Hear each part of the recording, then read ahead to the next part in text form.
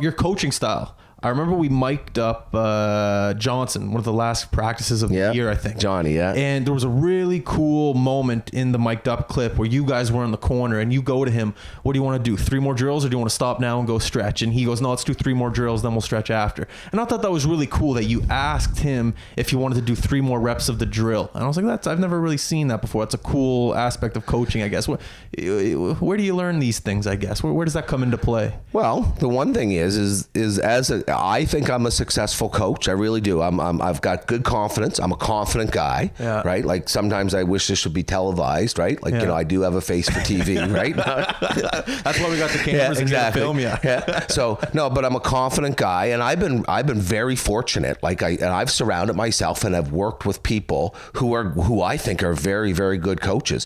And I'm not afraid to take their ideas, and I'm not afraid to credit them for some of my successes. And I'm not afraid to look at what they do and say that worked or didn't work, and then try to adapt to the environment. I'll jump right back into Trevor. Like one of the best things about Trevor is Trevor told me, and this is a great compliment from him, and I'm not sure I am, but he told me, you'll be a better coach than me someday. I said, oh yeah, whatever. He goes, well, you'll learn from every one of my mistakes, right? I said, well, you're an exceptional coach. He goes, well, just think, if you get to learn from me and you really think, right? And he always downplays himself, and you really think I'm that good. Well, if you can become as good as me and then make less mistakes than me, then you'll be better than me, right? So like I've tried to take these advices over time, but one of the big things is that just here was a couple years ago, I went to an NHL coaches conference, and this is something that I tried to start to adapt to my coaching.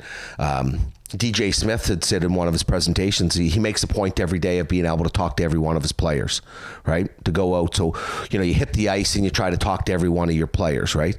If there's anybody that's great is Trevor is phenomenal for staying in touch with his players and phenomenal for having that player-coach relationship.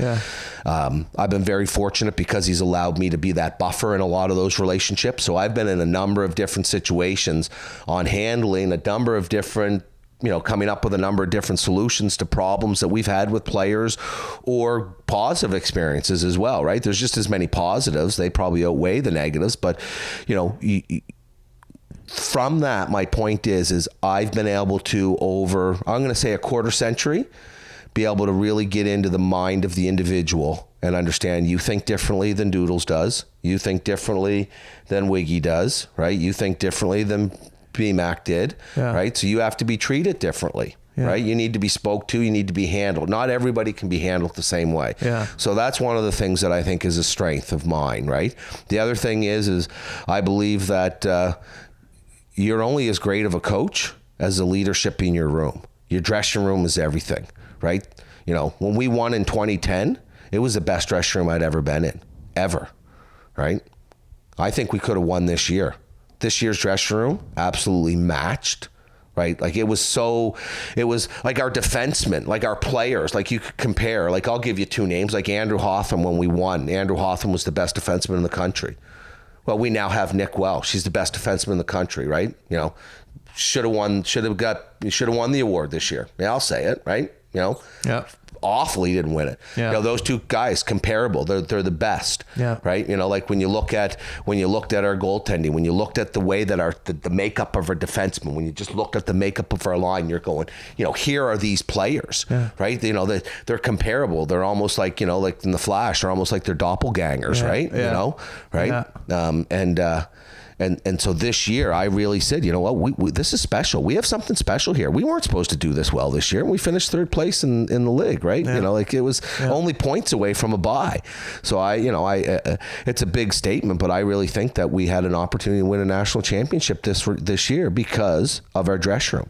So to go back to that point of yours, I think that one of the things is that's also made me successful is Trevor's given me such a leash, not to hang myself, but to run with it. So he's allowed me to go out and run practices, and I like to get a feel for the guys, because from the guys, you know, what do they say? You know, happy wife, happy life. Yeah. So, you know, all of a sudden, if you got happy guys, you got a happy team. Yeah. Guys that are happy will work hard for you, right? You know, they block shots for you as well as each other. So, yeah. you know, you got to keep them happy, and you got to know that the guys will stand on the front line for you. So, you know, open lines of communication. Let your players have a say. Yeah, I thought that was just a really cool mic'd up clip in the corner. And maybe to some people it wasn't. You know, some people love the funny stuff, but I love the stuff behind the scenes that no one really gets to see. And I thought that moment when you were asking them about the drill and do you want to do it a couple more, because usually a coach is telling you, all right, we're doing 2 more, then it's over. And I just thought it was really cool that you asked the player. I know maybe some people listening, it might not be that big of a deal, but it's that stuff that you don't usually get to see, and that was a perfect example of it. I thought it was really cool. Yeah, one of the other things too with that, just to kind of give us some of my secrets, if I don't know if they're really secrets, I like balance.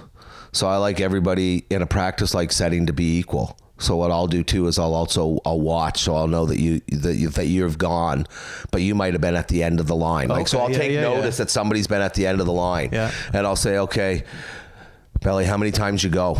He'd be like, I went 3. I'll look at somebody else, say, how many times you go? 4. So I'll make sure I do a couple more to get to ensure that everybody's got about 4 reps, right? Cool.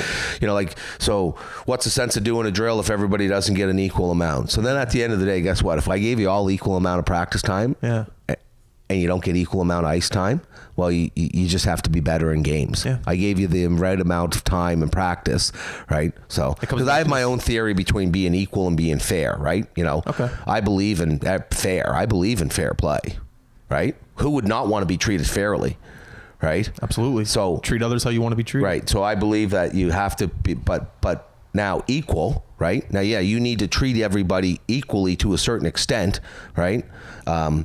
And, you know, I don't want to get too deep into society and equality in society and so forth, because I do believe in equality, but only to a certain extent. And that doesn't matter who you are, right? I'm at St. Mary's. How come I'm not getting the athletic director salary, right? Yeah. That's not equal. I don't have equal pay. How come I'm not making as much as the new VP at St. Mary's they just hired? Well, if we want to stress equality, well, there's different ways. But what they have been is they've been fair to me at St. Mary's. Yeah. They've given me a place to work. They've given me a place to be successful. They've given me a place to grow. Now they've given me a place to compete for a full-time job, right? So they've been very, very fair to me, right? So that's how I like to coach. I'll be very fair to you. I'll give you all the opportunity in the world.